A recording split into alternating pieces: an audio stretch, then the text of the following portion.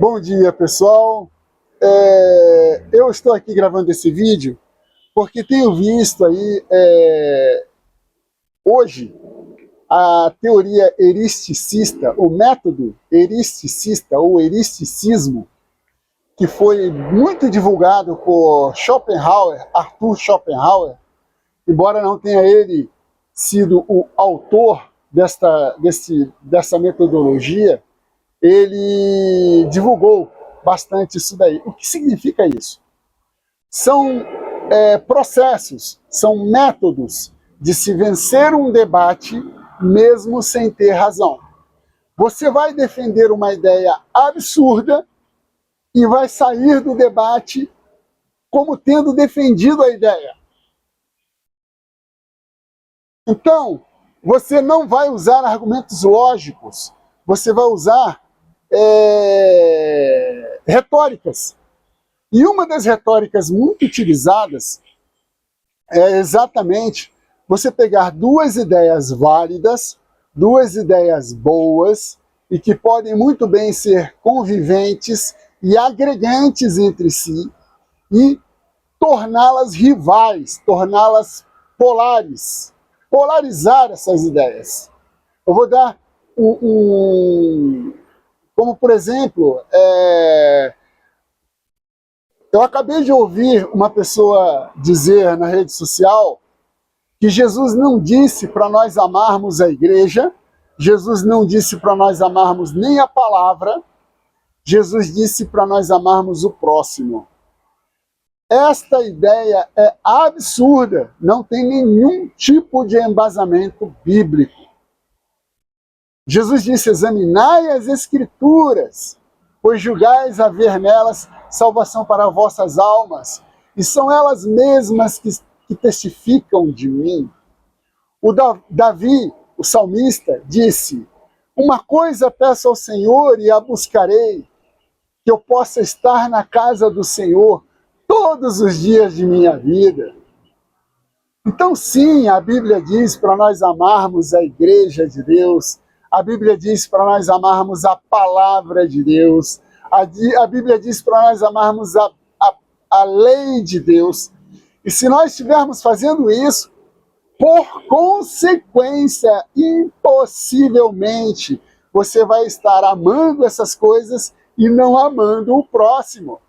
Porque para você amar o próximo, você precisa estar de acordo com estes alinhamentos doutrinários e bíblicos. Portanto, porém, um jovem muito bem impostado, acabei de vê-lo na internet, afirmando isso, que Jesus não disse para nós amarmos a igreja, nem a palavra e nem outras coisas. Jesus disse para nós amarmos o próximo. Mentira! Isso é mentira. Isso é eristicismo. Isso é um estratagema diabólico para fazer você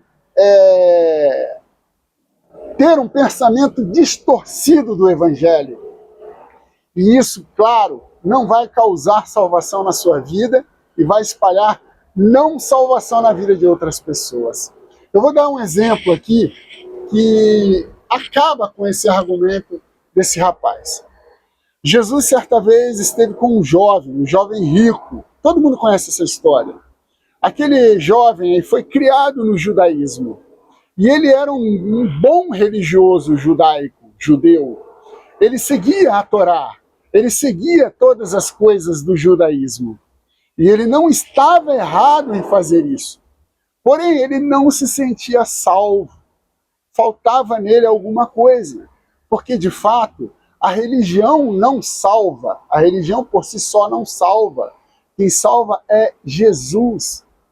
Então, quando nós cumprimos a religião com o centro, com o foco em Jesus, essa religião salva.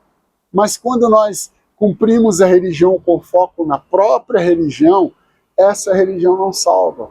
E esse era o problema do jovem rico. E o jovem rico olhou para Jesus e disse: Senhor, o que devo fazer para ser salvo? Jesus olhou para ele, conhecia ele, e disse algo para provocá-lo: conheces os mandamentos. guarda os mandamentos e vive. O jovem olhou para Jesus e disse, mas não é possível. Eu faço isso a minha vida inteira, mestre. Eu dou o dízimo, eu faço as ofertas, eu cumpro todos os mandamentos, a Torá, mas mesmo assim não sinto salvo. E ele disse, Jesus disse, uma coisa te falta, vai, pega teus bens, vende tudo, entrega aos pobres e me segue, e terás um tesouro no céu. Jesus não de forma nenhuma, Jesus disse que ele estava errado em seguir as práticas do judaísmo. De forma nenhuma, Jesus disse que ele estava errado em seguir a Torá, em guardar os mandamentos, em dizimar, em dar as suas ofertas. De forma nenhuma, ele estava errado em seguir a religião judaica. Jesus era judeu, mas Jesus disse a ele uma ideia adicional. Jesus ele agregou a ele uma ideia. Uma coisa te falta. Quando Jesus disse isso, ele não disse assim, para de fazer tudo que você está fazendo. Não é para fazer o que você está fazendo, não. Jesus não disse isso. Ele disse, uma coisa te falta. Ou seja, você está fazendo certo, mas está faltando uma coisa. Está faltando você me seguir. Está faltando você largar todas as coisas que ocupam o seu coração e colocar no seu coração a mim. Aí você vai sentir a salvação que eu trouxe ao mundo. Aquele jovem era apegado às suas riquezas. Aquele jovem era apegado aos seus bens materiais. E Jesus olhou para ele e disse, vai, vende tudo que tens, dá aos pobres. Segue-me e terás um tesouro nos céus. Vocês entenderam? Jesus não desprezou o que ele estava fazendo de certo. Jesus agregou a ele algo que ele ainda não estava fazendo. Entendeu? Então não dê ouvidos aos eristicistas que pegam ideias boas e menosprezam as ideias boas para poder pegar uma outra ideia boa e enaltecê-la. A igreja não salva, mas a igreja passa pela sua salvação. Não há salvação sem a igreja de Deus, embora não seja a igreja que salva. Então a igreja, com todos os seus conceitos, porque a igreja pode ser bastante coisa dentro da Bíblia, com todos os seus conceitos, corpo de Cristo, templo, 2 ou 3 reunidos em nome de Deus, igreja pode ser tudo isso. Santuário, lugar de sacrifício, lugar onde a glória de Deus assiste. Igreja pode ser tudo isso. Mas a igreja não salva. Porém, você não pode desprezar a igreja e querer ser salvo. São duas ideias antagônicas. Isso é eristicismo. A igreja não salva, então isso aqui não presta para nada. Isso é eristicismo. Tome cuidado. Satanás hoje, ele não vai se aproximar de você com rabo de seta, tridente, corpo vermelho e chifres. Isso é uma figura folclórica. O diabo vai se aproximar de você através de ideias.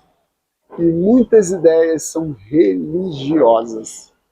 Muitas ideias são propagadas por pessoas religiosas. Ideias que não são bíblicas, portanto não são de Deus.